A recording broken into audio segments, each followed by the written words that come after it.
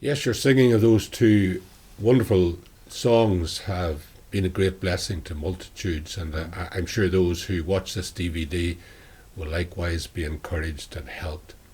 And I know that another of your favourite Christian songs is that hymn of praise and worship, I Come to the Garden Alone. And I understand that the author was inspired to write those words as he thought through the 20th chapter of John's Gospel and how Jesus met with Mary Magdalene. Maybe before you sing it to us, you could add a little to the background. Yes, I've known this hymn for a long time. At the beginning, I thought it was a hymn that was maybe light in some way about coming to the garden. And then I was very young at the time, and then I realised this was the resurrection garden. He went into his study. He had a problem that we don't know what it was, but he had a Bible sitting on a desk, and he opened it randomly, and he opened it that chapter that Jack spoke about, and he said he seemed as if he was elevated, and he was looking from a distance at the scene of the resurrection garden, and he doesn't know how long he looked there, but he looked for a long time, and this problem was on his mind. And he comes to the last verse, which is a revelation. The verse says, I'd stay in the garden with him, though the night around me be falling. But he bids me go through the voice of woe. His voice to me is calling. It seems to me that his circumstances weren't changed. The problem was there, but he was going to face up to the problem in the vision he had of the resurrected Saviour. And he would continue on in hope and assurance that the Lord was with him in his resurrected life.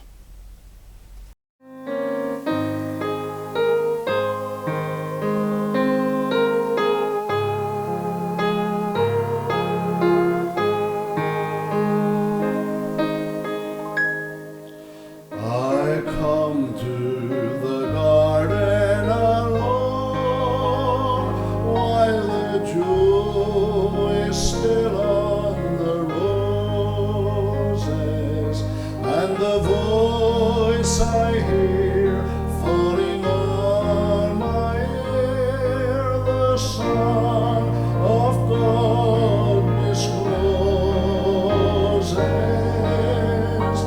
and he walks with me, and he talks with me, and he tells me I am his own, and the joy we share as we tarry there, none other has ever known.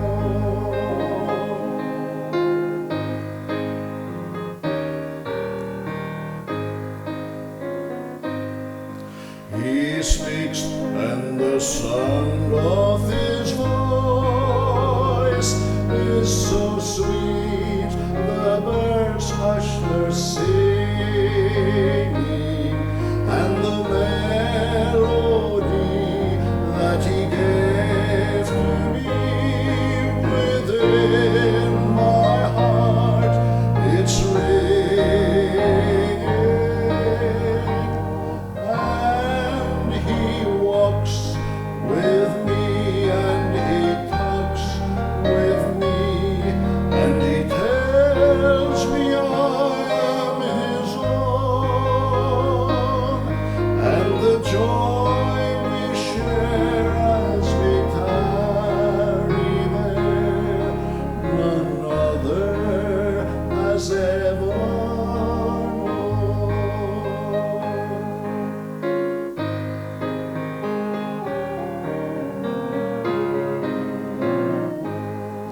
I'd stay in the garden with him, though the night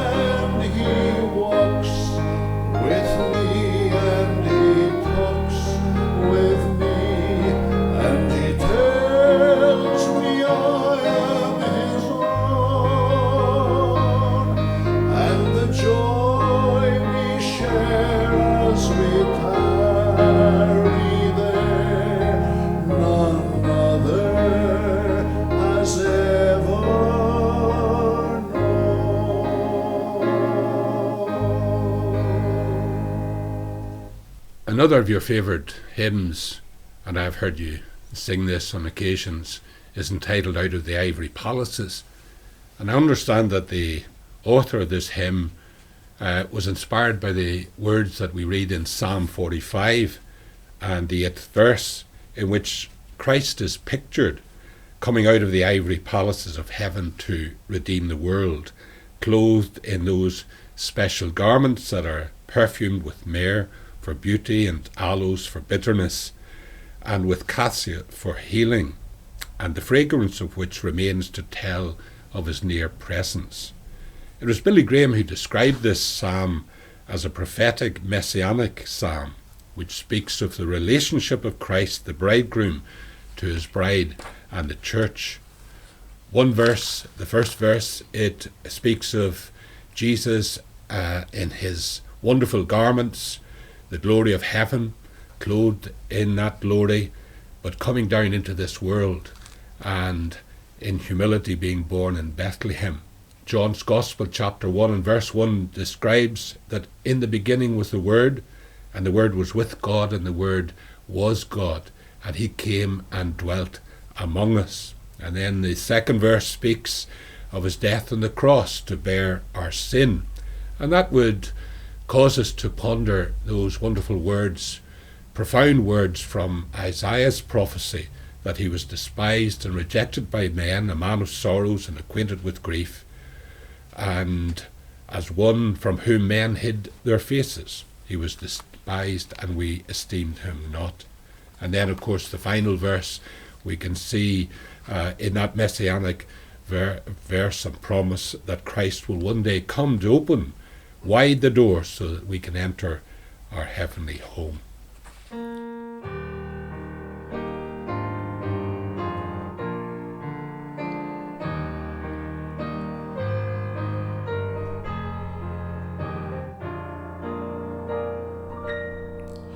My Lord has garments so wondrous fine, and myrrh their texture fills. Its fragrance reached to this heart of mine, with joy my being thrills. Out of the ivory palaces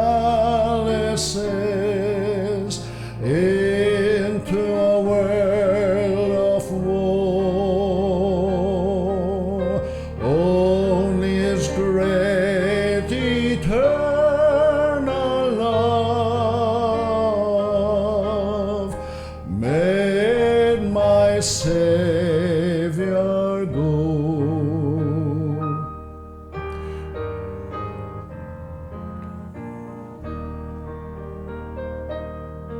In garments glorious he will come to open wide the door, and I will enter my heavenly home to dwell forevermore.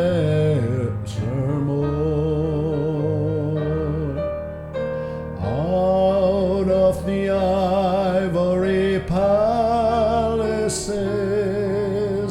into a world of woe, only his great eternal love made my Savior